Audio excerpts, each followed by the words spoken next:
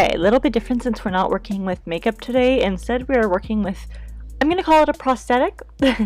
Once again, you guys probably saw, if you haven't, I will link it down below, the first rendition of this, which is going to be the Jason Voorhees mask.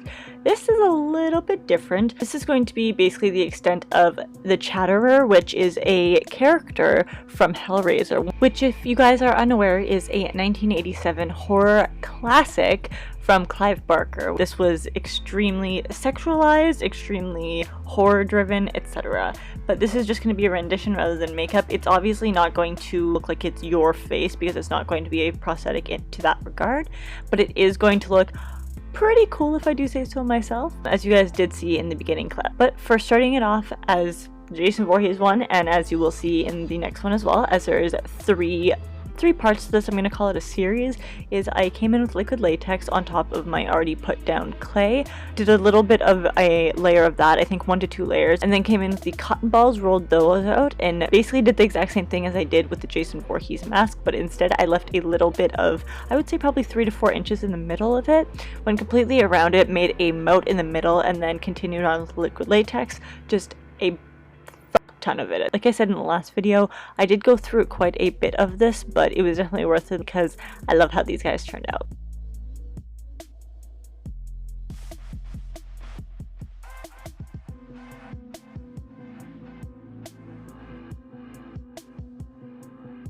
I'm coming in with this plastic spatula and I'm peeling some of that liquid latex and cotton mixture back. This is going to be a very good way to get that out of the way. It's going to shape it a little bit better, and it's also going to give the illusion of the skin being pulled back, which is exactly what I'm going for.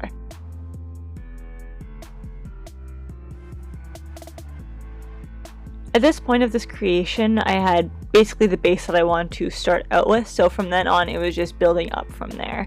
So I put a little bit more on the jawline. I'm going to call it the jawline, yeah.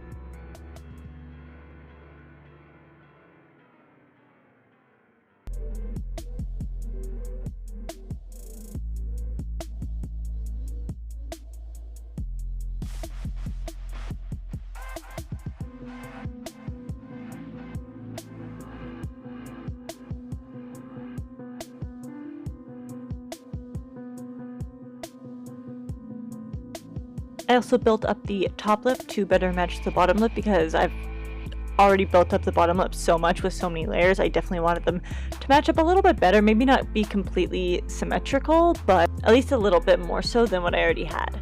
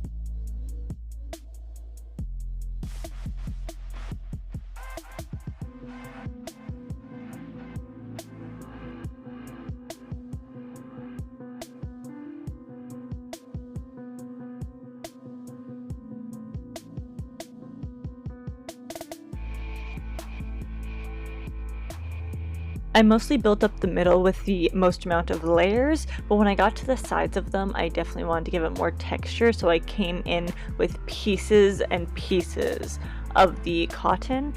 And now bear with me here because it's gonna sound ridiculous, but from those pieces, I pieced it out even further. So it was a large piece, and then smaller pieces with liquid latex. I would stick to them and then stick them down, stick to them and then stick them down. It's a little hard to explain via voice over, you know, but basically it was just very dispersed, and anything that you can do at this point to create a lot of texture.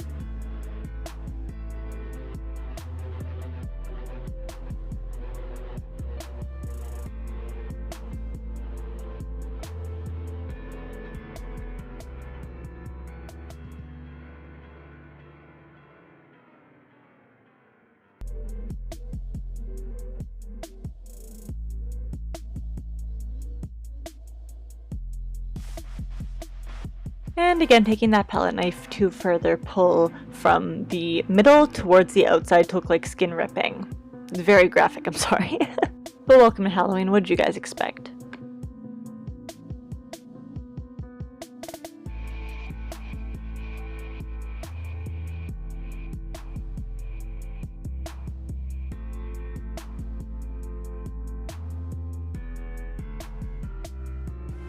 Now you definitely don't have to wait as long as I did. I let it dry overnight just because it was getting a little bit late and I wanted to go to sleep. But now it is dry and now we are here. And so I came in with more liquid latex and I put that on. Obviously, if you guys don't wait for it to dry and you do this, you don't have to put the liquid latex on because it'll just stick straight to the already damp liquid latex. But I continued building up the nose as I stated before, and I even came in with, I believe it's a nail dotting tool, and I used that with some liquid latex on it to create makeshift nostrils. Now these obviously aren't going to be something you can breathe through unless you want to make it as such, but that's a whole nother situation itself, and I'm not entirely sure how you'd go about that. I then also came in with some teeth.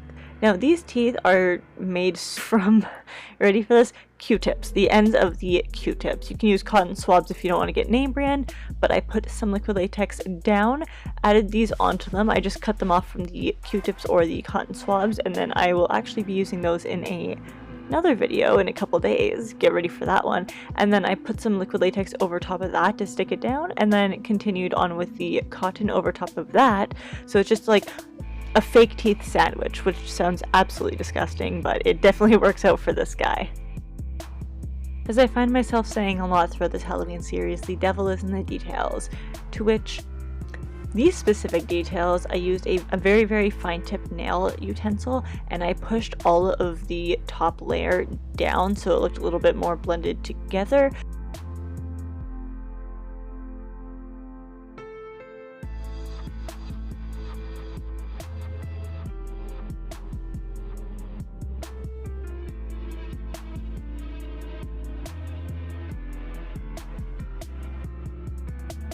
And let it be known that it's fitting as hell that I found some fake blood on one of them.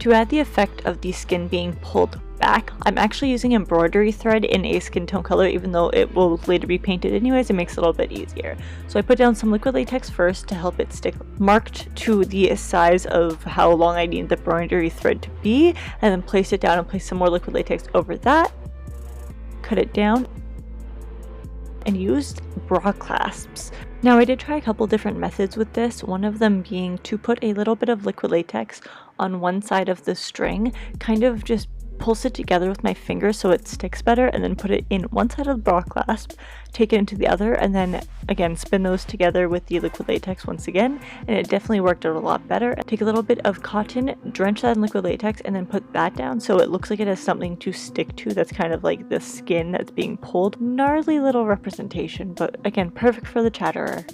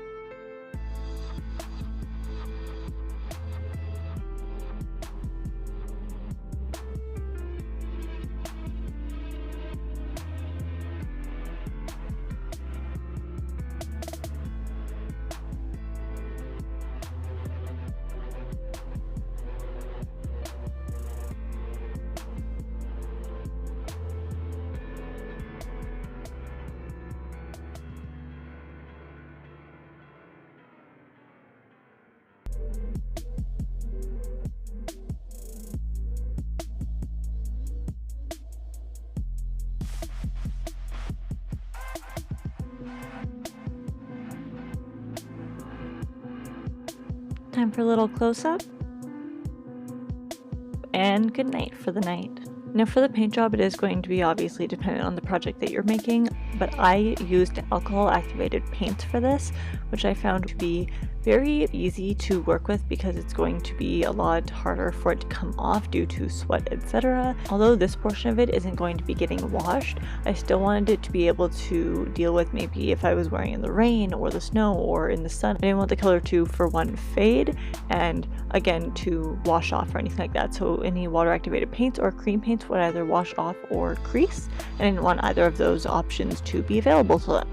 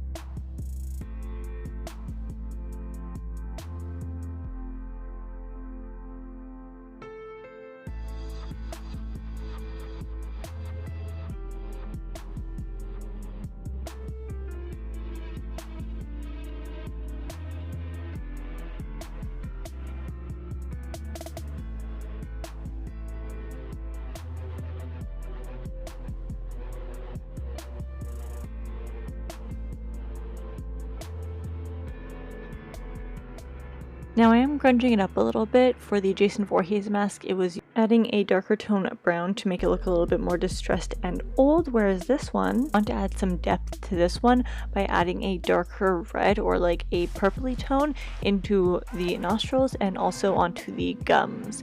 I would dip my brush into alcohol, 99% isopropyl alcohol, and then dip it into the color, and then dip it back in the alcohol so it would get very, very quote-unquote watery, and then I would soak it up with a little bit of a sponge or a paper towel to make it so it was very, very light color to add to the textured effect.